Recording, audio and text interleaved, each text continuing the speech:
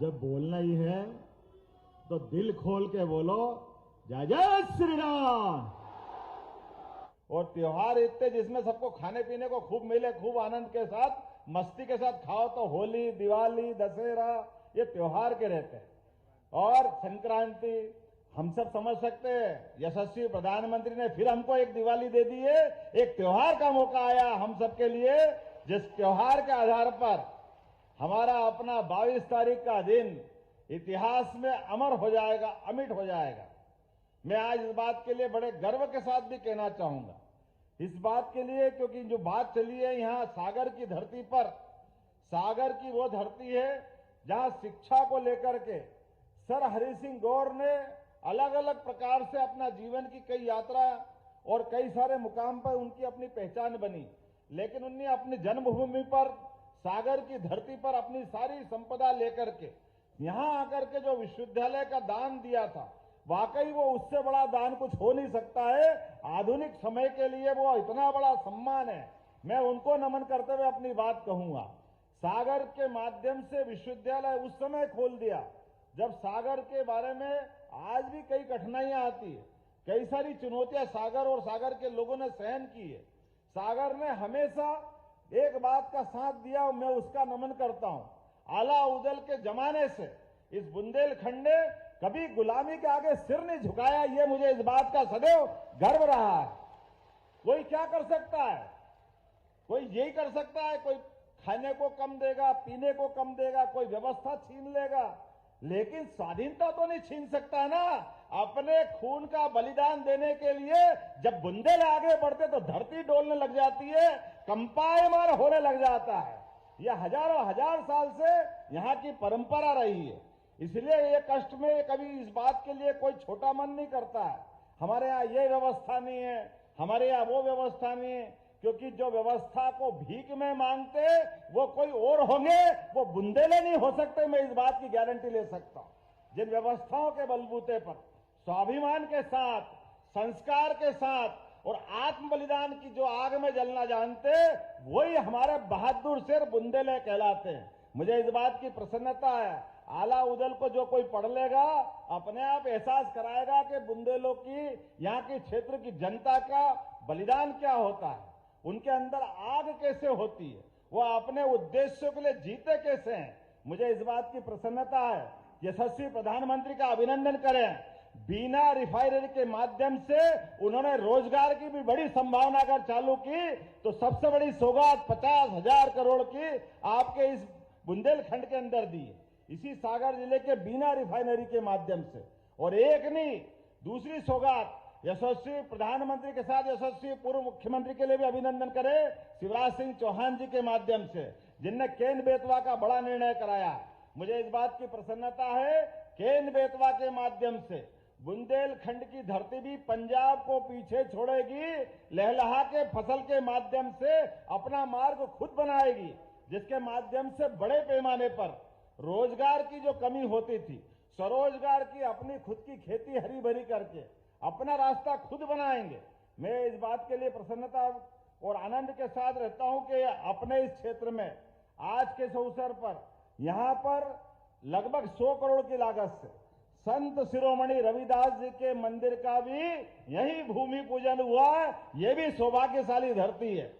रविदास जी वो व्यक्ति है जिन्हें जीवन के कितने प्रकार के पाठ पढ़ाए जीवन में, वो भी उस दौर में जब रविदास जी को जीवन, उनकी अपनी जीवन पद्धति और उनका व्यवसाय, कई प्रश्न उठाते थे लोग उस समय, लेकिन अपने परमात्मा पे विश्वास करके सनातन संस्कृति को धन्य करने के लिए कोई संत आगे बढ़े तो वाकई रविदास जी को नमन करने की जरूरत है।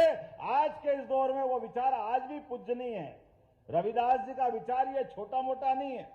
हरि का भजे सो हरि का होय, जात पात पूछे न कोई, कितना उदात्त विचार, छोटा मोटा विचार है क्या।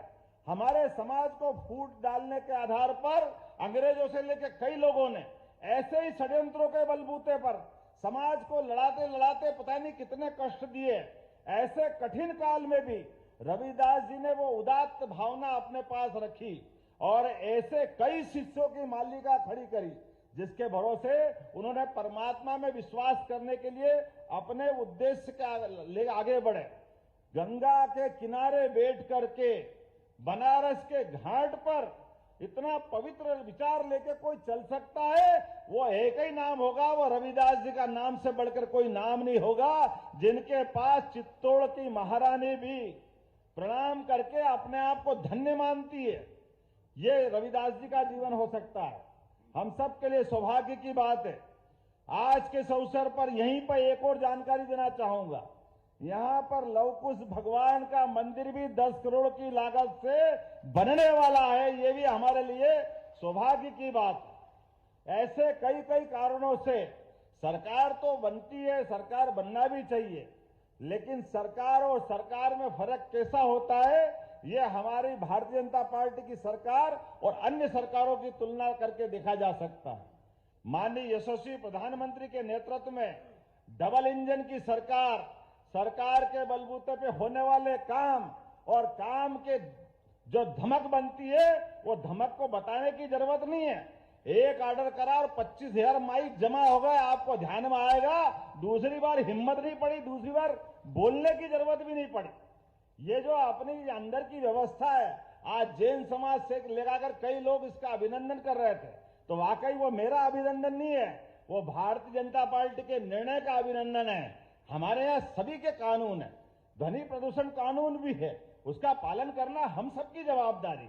हम इस देश के अंदर सभी धर्मों को लेकर चलना जानते हैं, सभी धर्मों का सम्मान करते हैं, लेकिन मेरे कारण से आप परेशान हो, इस बात को कोई सरकार परेशान होने के लिए या सरकार उसको रोकना चाहती है। मैं आज के इस अवसर पर एक तो आपने जो मांग रखी, शैलेंद्र भाई, हमारे गोविंद भैया, बीडी जी, सबने कहा है कि यहाँ पर स्टेट यूनिवर्सिटी की जरूरत है, तो हमने कहा इसी साल जून से यहाँ विश्वविद्यालय की स्थापना करने की घोषणा करते हैं। अगर हमारे अपने यहाँ इस जगह पर सरदार, हमको मालूम है सर हरि सिंह गौर अपने पैसे से विश्वविद्यालय खोल सकते हैं, तो इतनी सरकार इतनी दरिद्र थोड़ी है कि आप की मांग नहीं मानेगी, निश्चित रूप से मानेगी, क्यों नहीं मानना चाहिए। और इसकी व्यवस्था भी हमारे अपने लिए अभी कोई भवन तैयार होगा, उसी भवन में इसी सत्र से विश्वविद्यालय प्रारंभ कर दिया जाएगा।